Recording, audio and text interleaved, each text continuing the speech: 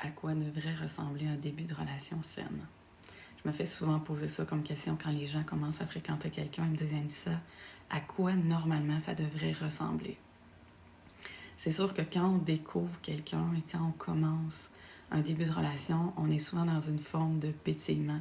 C'est souvent ce que les gens aiment, sont comme un peu sur un nuage, puis souvent une grande forme d'attirance envers l'autre personne. Et très souvent, assez rapidement, les gens vont rentrer dans une forme de passion, sexualité assez intense. Et c'est très agréable de vivre ça et ça fait partie du processus, souvent dans les premiers mois. Ce que je dirais par contre, un petit bémol lié à ça, c'est qu'une chose qui, selon moi, ne devrait pas perdurer toujours, c'est que si votre relation ressemble à un samedi soir, un souper, puis on a de la sexualité, puis on fait pas grand-chose d'autre, c'est plus ou moins un début de relation, on va dire, sain ou saine. Ça l'est et c'est important de le vivre. Je dis pas que c'est pas correct. Mais si la seule chose que vous avez ensemble, c'est un souper le samedi soir, la sexualité, puis il n'y a pas grand-chose d'autre à part de ça, dans les moments où vous vous voyez, à plus ou moins long terme, il y a quelque chose de fondamental souvent qui va moins être là dans la relation. Ce que je vous invite à faire, et souvent on rate ces étapes-là, c'est de prendre le temps de se découvrir. Prendre le temps de faire des activités ensemble, prendre le temps de connaître l'autre un peu plus. Non, ça n'empêche pas de vivre la sexualité, mais de faire des choses ensemble. Et oui, des fois, de prendre son temps un peu quand même avant d'avoir la sexualité, ça vaut la peine. Pourquoi ça vaut la peine? Parce que très souvent, ce qu'on fait, c'est qu'on commence à avoir de la sexualité avec quelqu'un très rapidement et on connaît plus ou moins la personne. Et ce qui va arriver, c'est que ça va créer de l'attachement.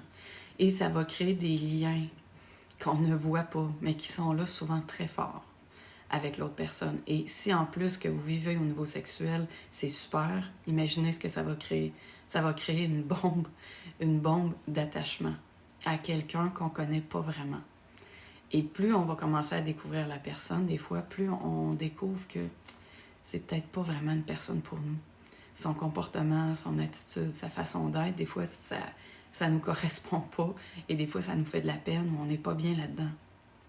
Mais comme on a déjà commencé à vivre la sexualité des fois de façon très intense et à aimer ce qu'on vit et des fois à trouver ça tellement hot que c'est très difficile de commencer à se détacher, même si on n'est pas bien.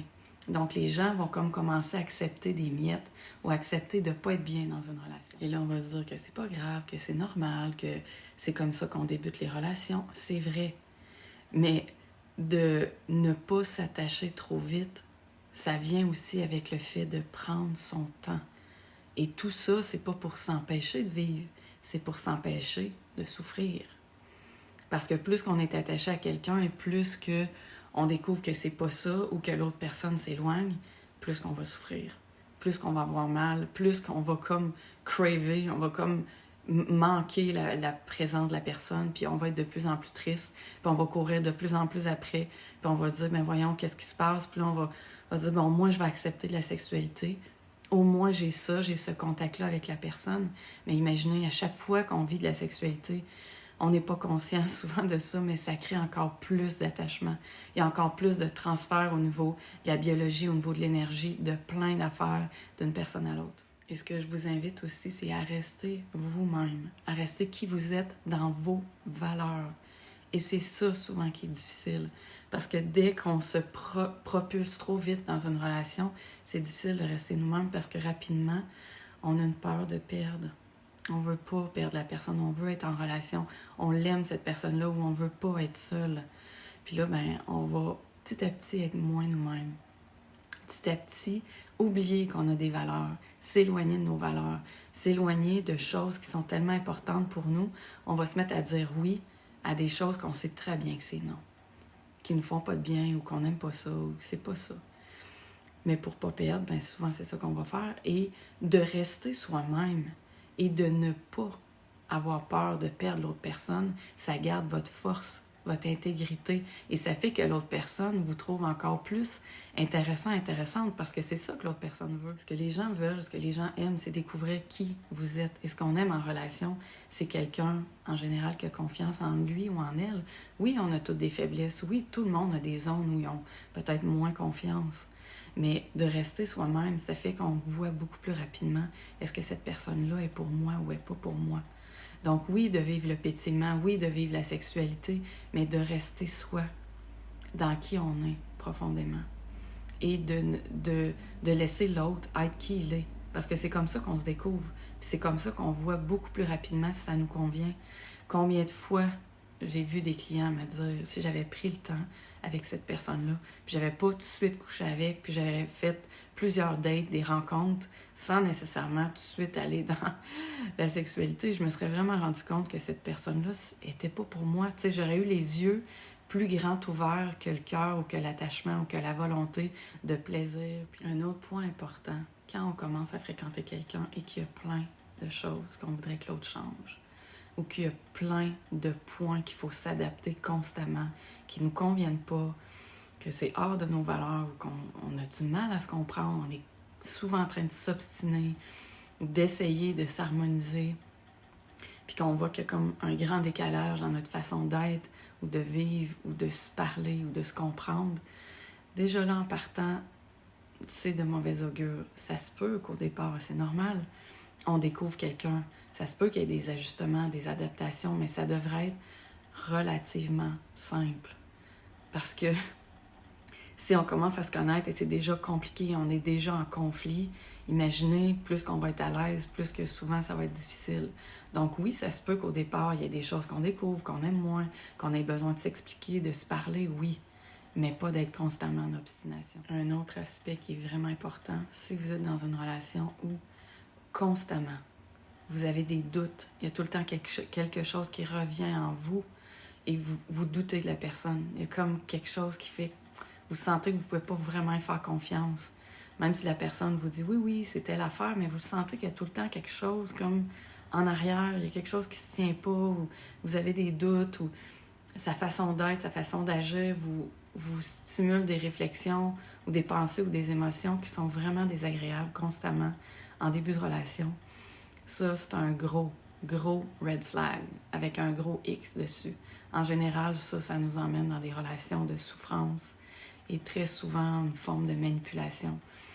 À moins que vous ayez toujours été très insécure, que vous soyez toujours dans le doute et qu'il n'y ait jamais eu vraiment de raison pour être dans le doute. Mais sinon, autrement, c'est de très mauvais augure. Et une des choses qui est vraiment importante aussi en début de relation, c'est d'être honnête avec soi-même. De se permettre de dire non, de se permettre de partir et de se permettre de travailler sur soi. Si des fois, il y a des choses qu'on n'est pas certaines, on peut se permettre un petit moment d'essayer de vraiment travailler sur soi, d'être moins dans les peurs, moins dans les doutes, moins dans les insécurités, de dépasser ça à l'intérieur de soi pour voir où ça mène en restant présent et conscient. Parce que si les doutes reviennent sans cesse, puis il y a des choses dans le comportement de l'autre qui nous insécurisent vraiment, qu'on n'est pas bien, ben le but d'une relation, c'est pas d'être bien, d'être en conflit, de vivre quelque chose finalement qui nous rend triste. Un début de relation, encore plus, ça devrait être vibrant, pétillant, palpitant, intéressant. Ça devrait nous faire découvrir l'autre personne et vice-versa. On sent que l'autre personne vit la même chose, elle a envie de nous découvrir, que c'est joyeux, que c'est léger, que c'est agréable, qu'on a envie de voir l'autre, que l'autre a envie de nous voir, nous texter, nous appeler. Puis c'est vraiment mutuellement réciproque. C'est ça un début de relation, d'une vraie relation, où on sent qu'il y a de l'amour réel, où on sent qu'il n'y a pas de game, où on sent qu'on est bien. Ça, c'est un début de relation qui est saine. Si on a tout le temps l'impression de jouer une game, on se sent insécure, on se sent pas bien, on a des doutes, ou on est tout le temps dans des conflits, où on a l'impression qu'il faut toujours se taire parce que l'autre n'a pas envie de nous écouter, il ne s'intéresse pas vraiment à nous, ne pose pas vraiment de questions, nous appelle plus ou moins, nous texte plus ou moins, toujours nous qui allons vers l'autre ou qui se déplaçons ou qui faisons des bons gestes ou de la gentillesse alors que l'autre plus ou moins. C'est pas un début de relation qui est saine. Et très souvent, ça nous mène vers la peine. Donc, si c'est ce que tu vis, que c'est difficile, que tu as l'impression que les débuts de relation, c'est toujours toxique ou malsain, ou ça te fait de la peine, c'est mon métier. Écris-moi pour prendre rendez-vous. Et aussi, s'il vous plaît, je vous invite à liker et à partager la vidéo qui pourrait aider des gens qui vivent ce genre de situation-là présentement. Bye! Bonne journée!